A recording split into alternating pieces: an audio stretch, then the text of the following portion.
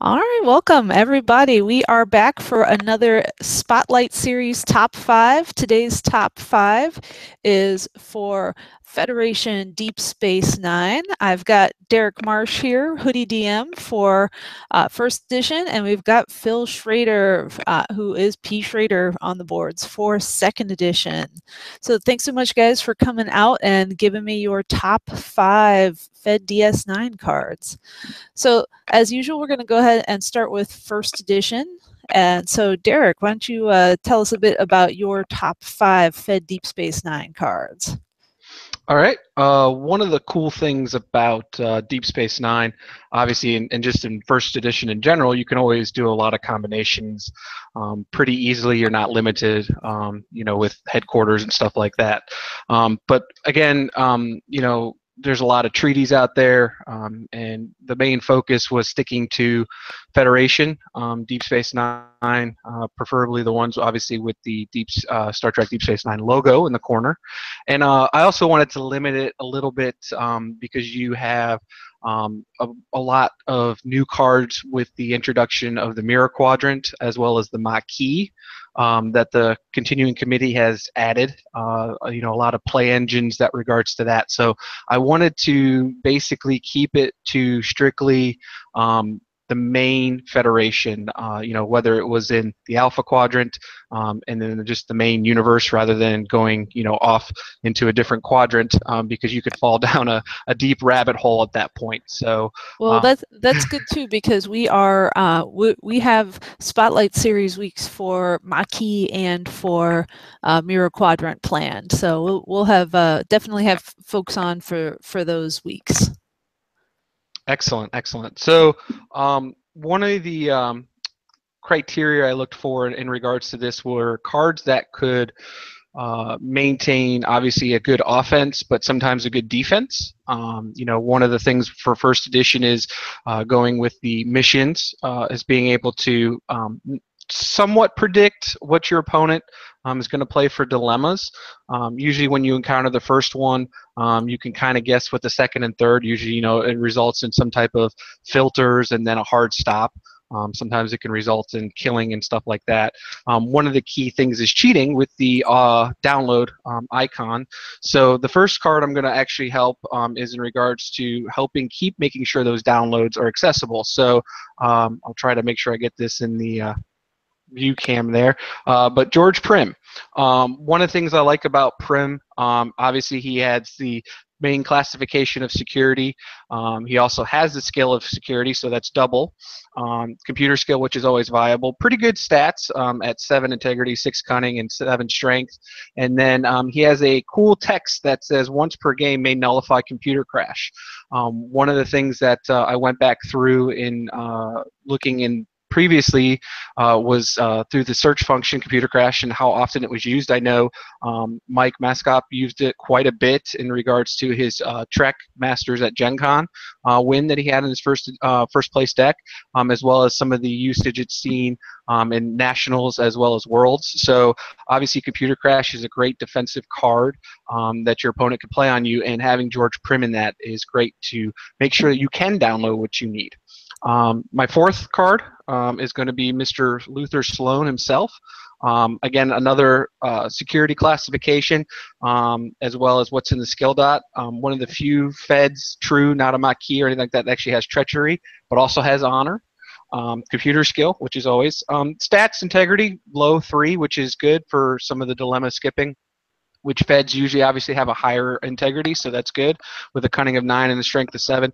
He also has a very cool skill for intelligence, which is the section 31 times 2. A lot of Feds don't have that section 31 skill. And then he also has a really cool skill point of may report anywhere. And that's very key when you come to playing in First Edition. There's a lot of stuff where you may not be able to report back to where normally your character's personnel can report. So being able to, add them to a team, whether it's in a ship or on a planet somewhere, is really crucial. So Luther Sloan takes up number 4. Third on my list is Mr. Julian Bashir himself. Julian Bashir is medical skill classification, but he also has medical ×2. So in the world of first edition, that's 3 medical skill. That is a job hopper in every classification for anything that dilemmas require 2 or more. So it's great to have him in there. The exobiology biology is not bad either. But the really cool skill is the download of his beloved teddy bear, Kukalaka, which adds +2 integrity to your whole team, each personnel. And then obviously if you have Lita with him, it adds +3. So it's great for a lot of dilemmas out there that regards, passing God, which is 8 or higher. Some of the subspace dilemmas out there are really good for that. And, not only that, but a cunning of 11, he lets you bypass a lot of stuff just by himself. So a little bit of trivia on the second edition side. Bashir also has 3 medical, if I recall correctly, and he necessitated a ruling in the rule book that states that 3 of a skill also counts as 2 of a skill, because somebody rules lawyered way back when. So all right, so little trivia there. All right, go on with your Nice. with your list there, Derrick. Not a problem. So my number 2 card is someone that was a person, that was created by the CC. She's pretty much spanned in almost every generation of Star Trek series, at some capacity. Obviously, we, all know her and love her, but Loxana Troy is my number 2. She brings to the table one of the key components that Deep Space Nine Federation lack a lot of, which is empathy. There's a lot of good dilemmas out there that require empathy skill. That's one of the primary skills that a Borg queen will select, empathy, just because, obviously the Borg don't get it. So when they're sharing and they all get empathy, that's great. So having that skill set of empathy ×2 is really key, plus the diplomacy, the honor, the VIP classification, so you can bring her in with guest quarters as well as wardroom. So it's very cool. But then she also has the really great skill download of Odo, within parentheses, even from your discard pile. So that's a key ability right there, to be able to download Odo. Obviously, being able to use the Tribbles version, which is the non-aligned, if you need to. If you're limited, you're not playing with a treaty, or you just feel like that's a better version. But obviously the Bajoran version is phenomenal. And then being able to, even if you had him out early and then you lost him, having him in your discard pile, being able to bring him back. Or if you handshaked him because it was at the time you needed to be able to, draw some cards, and you did that, you're willing to sacrifice that because you can get him back. So Miss Troy is number 2. And then my number 1 card for Deep Space Nine Federation is actually not even a character. It is a incident that the continuing committee brought in with the Deep Space Nine block. Actually, it was the Warp Core expansion pack, because one of the key things with Deep Space Nine as a NOR is, in order regards to download anything to the sites, it has to be a matching affiliation. Well, unfortunately, Deep Space Nine, whether you're playing, no matter what affiliation, when you play Deep Space Nine, it's Bajoran. Obviously, you play the Terek Nor version, it's the Cardassian. But outside of that, it's Bajoran. So anything you want to basically, use to download, you won't be able to use that with the skill set of the being Bajoran on Deep Space Nine. So my number 1 card, if you couldn't guess it already, was Trust the Prophets. This is a great card. It's seeds on the table. You may download the Celestial Temple, which is another great card for draw engines that the CC created. It also allows the Celestial Temple to ignore weapons of Deep Space Nine and any ship stock there, which was kind of a problem when they first created the Celestial Temple, but this card obviously allows you to bypass it. And it's compatible with the Deep Space Nine, the new quick logo that they created for when you play,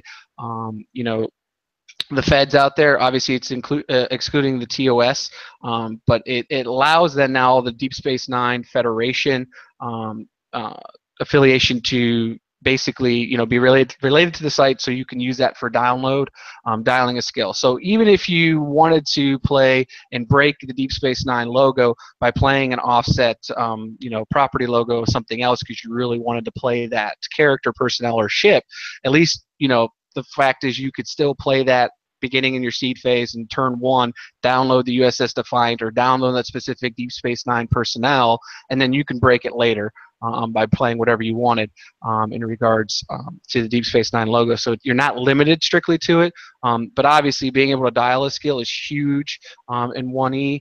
Especially, you know, when you're trying to make sure that you have everything that's necessary, and sometimes, you know, you may lose a specific skill, and you could be shuffling through your deck for hours trying to draw that one card with personnel, and at least this way you know you can dial it. So that concludes my list of 1E Deep Space Nine Fed cards that I think are very crucial when considering building a Fed specifically only deck. Obviously, you know, it allows you to, other cards out there like We Need You Here, which doesn't prohibit you from losing your card draw when you download with Deep Space Nine and stuff like that. But that's shared by everyone. So again, I wanted to keep this strictly to Feds only, that cards that were affected by them. Well, thanks so much, Derrick. That's good. I've been since I've been looking at all of these new decks, I've only really looked at the TNG era stuff. So I've been really looking forward to digging into Deep Space Nine property logo decks as I've been working my way through the Spotlight Series weeks. So I hadn't even seen Trust the Prophets yet. So I'm reading that right now going, ooh. Yeah. It's like I said, it's a great card because now it allows you to, you know, basically download any Fed you want, and not, you know, have to suffer the penalty when you use, you know, We Need You Here, and just being able to have that access to that skill set. Or again, just getting your favorite personnel out because you want to, you know, run a series themed deck or a movie themed deck of some sort. Nice. All right, well, Phil, let's go ahead and move on to second edition for our Deep Space Nine top 5. So what have you got for us, Phil? Yeah, so I'll start out by saying Deep Space Nine in second edition is much less restrictive when it comes to specific affiliations, and the best deck out there is what I'm used to using, which is the Rainbow, what they call the Rainbow DS9 deck. So it's not going to be Fed specifically focused, but most of the best cards are Fed personnel or ships. So just caveat with that. First, well, that's always been, it was kind of hard for me to like focus that down when I was putting out the Spotlight Series stuff, because, you know, when I started with the TNG stuff, people are like, well, it could be Romulan or Klingon. I'm like, oh, I mean Fed TNG, I guess. So yeah. So the categories don't, you're right, the categories don't quite match between first edition and second edition. So yeah, go ahead and give us your top 5 then, Phil. All right, well, I'm going to give you a bubble one first because he used to be #1, but now he's off the list, and that is everybody's favorite bartender, Quark. The cost 2 vastly outnumbered Quark used to be the best card, but now that he's been errated so he can't download anything, he can only download maneuvers, he is not quite as good. So I just wanted to give a shout out to him because he used to make the deck amazing. Number 5, hard decision, but I'm going to go with, get up near my camera, Enrique Muniz. Mostly because in this deck, it's all about playing different affiliations and different races. Draw once per turn for playing a new affiliation. So definitely in my top 5, because the whole deck is all about speed, speed, speed, going through your deck as quick as possible. It's usually about 36 cards-ish. So he helps grease the wheels. Skills to go along with it, and an integrity of 6. I can't build a deck that small anymore. Oh, it's hard to play this. It'll come back. I'm actually thinking about replacing the 2-cost Quark with 4-cost Quark and seeing how it does. Just because he does the same thing and can still get any card. Number 4 is, well, I'm going to swap from 4 and 3. Number 4, I'm going to make it the only interrupt in the deck is Common Enemy. I don't know if anyone can see this, but it's great for when you're micro-teaming, because that's what this deck does. It tries to solve missions with 4 people, because it can do both of its space missions with 4 people.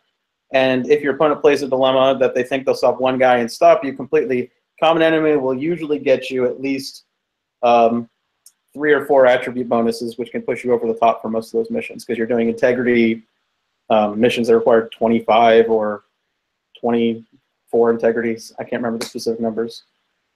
And also is really helpful on the last mission, where you just want to push yourself over the top, and you're going to have 6 or 7 people from different affiliations, different species. Number 3, the best ship in the deck, the USS Centaur. Another card specifically in the deck to give you an attribute boost, because it boosts all of your DS9 affiliated personnel by 1 attribute across the board, while you're the mission that you're at has 3 or fewer dilemmas beneath it. So it's really good for, again, micro-teaming. You're usually going to have 2 ships out by the time you're attempting, and you're going to be beaming over from your first ship, the Zosa, to the Centaur in order to attempt missions every time you do it. 2 and 1 are kind of a toss-up, but I think there's a slight edge to the number 1 card. Number 2, Common Purpose, is key to the deck, because it lets you stop all those multiple affiliations you have to get extra counters. Usually what you're doing is on turn 3, you're playing the number 1 card to draw a bunch of cards, then you're playing this at the end of your turn to stop all your guys to play a second ship or play a ship. Counters anyways. It's a really, really great card that you again helps you speed through your deck completely. But the best card in the deck, Common Cause. This card will routinely let you draw 5 to 7 cards, because you draw 1 for every different every different affiliation you have in play. And most of the you're going to have, I think there's 7 affiliations in the deck, and most of them you have at least 2 copies of each one. So it's going to be easy to get out 5 to 7 affiliations by turn 2 or 3 when you're playing this card. And that, 3 of those get you halfway through your deck or beyond. So those are the top 5 cards for Rainbow DS9. It actually, sadly, has fewer Federation personnel than some of the other affiliations in it. Federation personnel that are worthwhile.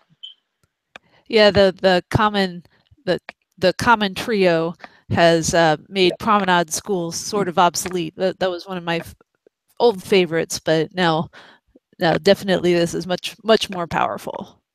I love to do previously when if we were talking about DS9 Earth, it would be Promenade School and Jerish Inyo would be my 2 best cards, because that combination I always love myself. All right, well, cool guys. So any what does that say? Make 2E great again? Oh, good Lord, Derrick. Oh, No, I said make 2E DS9 great again. That's okay. what I'm going for Phil. So since he said all the DS9 feds were, not as good, and he barely, had any in his deck that he said. So that's what I was saying. Yeah. Make them DS9 feds great again. Well, it's such a powerful incentive with that trio of cards to have all different affiliations, and that, yeah, I mean, it's a drawback to having a lot of feds in, because you get such a big benefit for having multiple affiliations in that particular deck. Oh, definitely. I've looked at that myself a couple times. I'm like, oh, sweet, there's a Martok now. So I love putting him in the deck. Oh yeah, that Martok is awesome. He and I wanted to include potentially him or the Romulan to rule, but they're just not as good as the other cards. Oh no, yeah, revolves around all those. Yeah. All right, guys. So I know Phil, I got down your bubble as the vastly outnumbered Quark. Any honorable mentions, Derrick, before I let you guys go for the night? Yeah, there was a couple actually.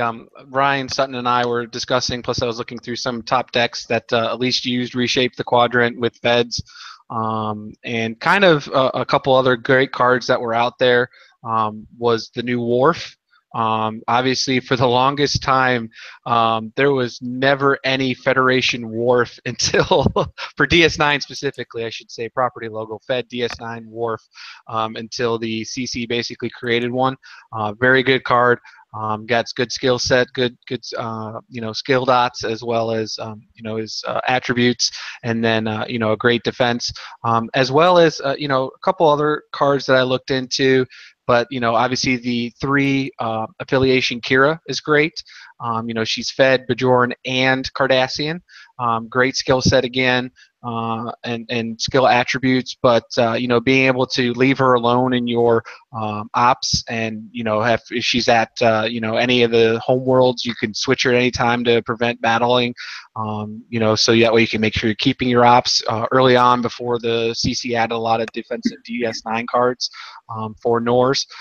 But overall, I felt those were a couple of good cards. Just fell a little short in regards to some of the offensive and defensive skills that I looked for when I was doing my top 5. All right. Well, thank you guys both. Phil, any last words before I let you guys go? Yeah, I'll mention one other card, and that's just the Zosa. Because the other, Zosa's a great ship. It's a great ship. Again, it's like probably right in that 5, probably 6 to 7 range, just because of the fact that it really helps you get through those kill piles. It's the only way I beat Neil one time when he was killing every one of my guys. Just let it sit out at a mission and get guys back one at a time. All right. Well, thank you guys so much for spending a little time with me tonight talking about your top 5 Deep Space Nine cards. And I hope that you guys have been enjoying the Spotlight series. I hope our viewers have been enjoying the Spotlight series so far.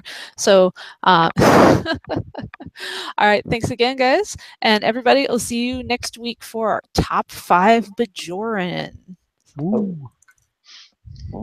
Have a good one.